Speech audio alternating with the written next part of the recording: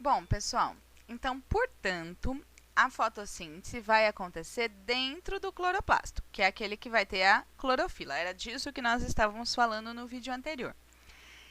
E cada célula tem cerca de 50 cloroplastos. Então, imagina que quando nós olhamos para uma folha, que a cor dela é verde, se nós dermos um zoom num microscópio, nós iremos ver cada quadradinho desse é uma célula vegetal. Olha só, é tão pequenininha a célula que a gente precisa de um aparelho especializado para ver.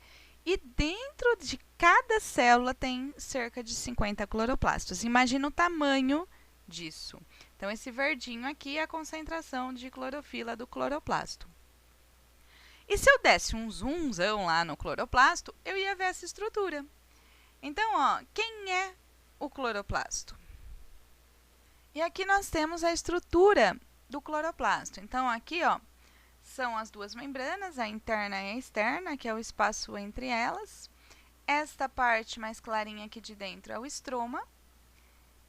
Isso daqui vai ser os tilacoides, as estruturas que têm a clorofila. Aqui, o espaço aqui são os grânulos e aqui é o espaço entre os grânulos. Então, os tilacoides aqui, a pilinha deles formam o que a gente chama de grana, porque lembra um monte de moedinhas empilhadas. Gente, o que é importante aqui é que essas estruturas verdes mais escuras que estão aqui no meio são os locais onde vai ter o corante verde, a clorofila.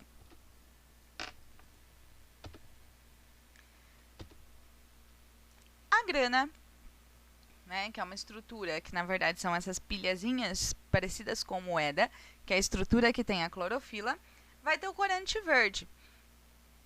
E o corante verde é quem vai pegar a luz. Então, é nessa estrutura, que vai ocorrer a fase fotoquímica. Foto é a fase que usa a energia da luz. E no estroma, que é a estrutura que não tem a clorofila, não tem a estrutura que pega a luz. Então, é nessa fase que vai acontecer a fase que não utiliza diretamente a energia solar, que é a fase de escuro. Gente, o cloroplasto, quando a gente analisa uma célula vegetal aqui, ó, ele aparece desse jeito nos desenhos. E o que é a célula vegetal? A célula vegetal, ela tem lá dentro um material genético dentro de um núcleo. O material genético é a receita da planta, né? As características, que tipo de fruto que ela vai dar, qual o tamanho que ela vai ter e tudo mais. Ele é o chefe. E por muito tempo, se achava que o DNA tinha que estar aqui no núcleo, o chefe tinha que estar aqui. Só que daí, analisando o cloroplasto, eles descobriram que ele também tinha um DNA. Ele também tinha uma estrutura chamada ribossomo, que é a estrutura que faz proteína. Ele também conseguia se reproduzir, né, se autocopiar sozinho. Por isso que a gente tem uma célula com 50 cloroplastos, por exemplo. E aí eles ficaram pensando, como é que esse cloroplasto ele tem essa característica tão particular dele? Ele tem um DNA exclusivo, ele tem um chefinho, um chefinho exclusivo. E aí veio a teoria explicada pelo que teria acontecido no passado. Essa teoria chama endossimbiose, que diz o seguinte, que existia uma célula ancestral. Essa célula tinha um material genético, o citoplasma e a membrana. E essa célula foi sofrendo dobras e tudo mais, formando outras estruturas. Mas um dia, essa célula encontrou com uma bactéria capaz de fazer um processo chamado respiração celular, conhecido hoje como respiração celular, que é um processo de produção, de liberação, né, de energia, produção de energia para o nosso corpo, feito por essa bactéria. Essa bactéria foi engolida aqui pela célula e, por algum motivo, ela não foi digerida. E ela fornecia uma vantagem para a célula. Que vantagem? Ela produzia energia. E a célula começou a se dar bem com isso. Em troca, essa bactéria, ela ganhava proteção, ela ganhava abrigo, e isso permaneceu. até que um pedacinho do DNA dessa bactéria foi para o material genético da célula.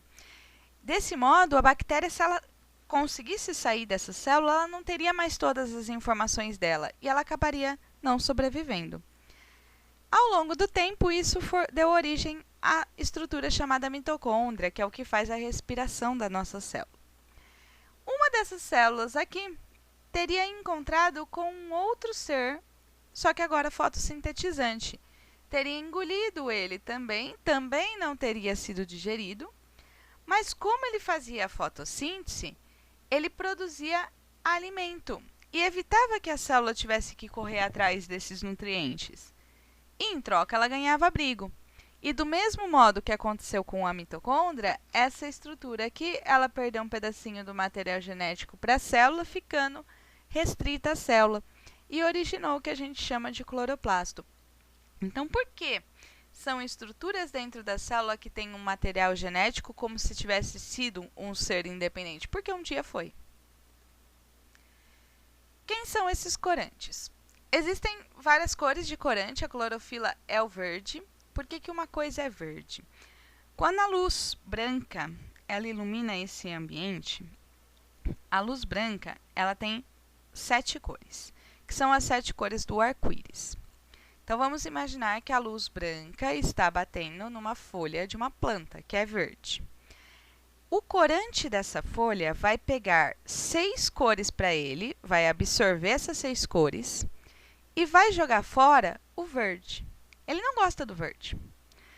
O verde vai sair e vai ir até o seu olho e você vai ver ela verde. Então, na verdade, por que a planta é verde? Porque ela tem um corante que, quando é iluminado, joga a cor verde fora. E é a cor que a gente vê. Então, na verdade, o corante verde da planta, a única cor que ela não usa é o verde. As outras ficaram lá, e daí ela usa a energia delas para fotossíntese. Pessoal, esse é o motivo também das cores dos outros objetos. Por que um objeto é vermelho? Porque quando iluminado com a luz branca, ele solta a cor vermelha e pega as outras para ele. As únicas exceções é o branco e o preto. O branco, ele não pega cor nenhuma, ele solta tudo, e aí todas juntas formam o branco.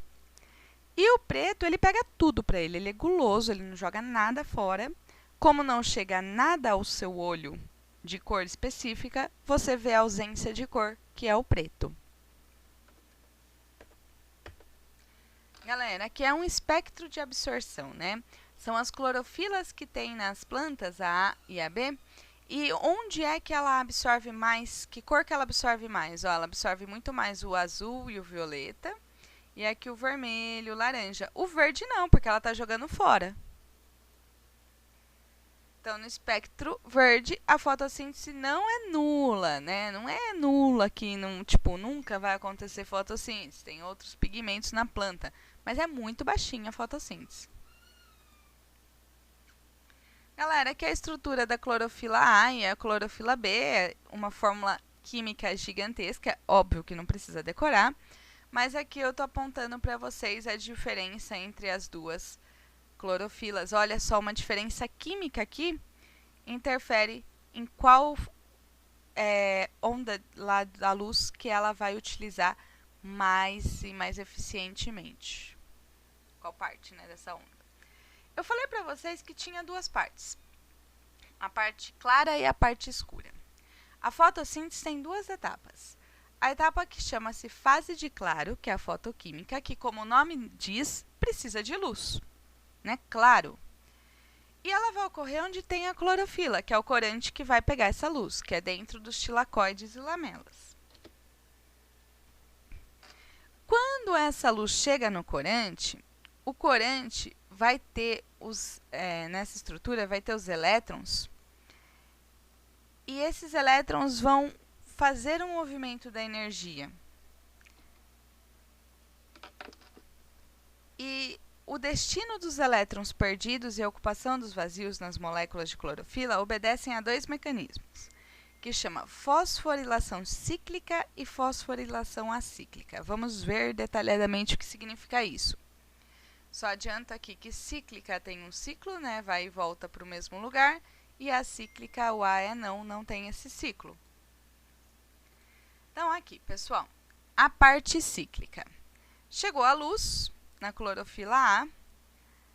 Aqui o elétron com energia saltou para cá. Esse aceptor de elétrons capturou o elétron e soltou um pouquinho de energia aqui, fazendo o ATP. O ATP é uma molécula de energia. Uma molécula que vai guardar energia nas ligações. E aí o elétron é captado aqui. Então, ó, predomina a clorofila A. A perda de um par de elétrons que está cheio de energia, ele pulou, porque ele pegou a energia da luz e pulou. Os citocromos vão recolher esses elétrons. É como se você capturasse quem está pulando com a energia.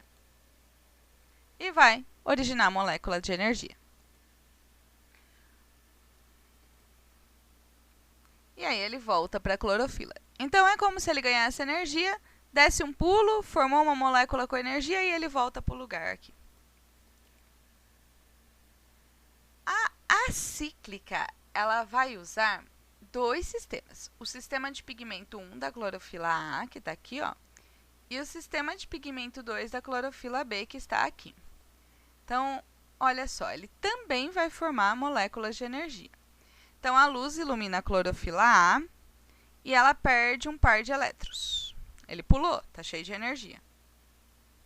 Os elétrons vão ser recolhidos aqui por um aceptor de elétrons, que chama ferridoxina.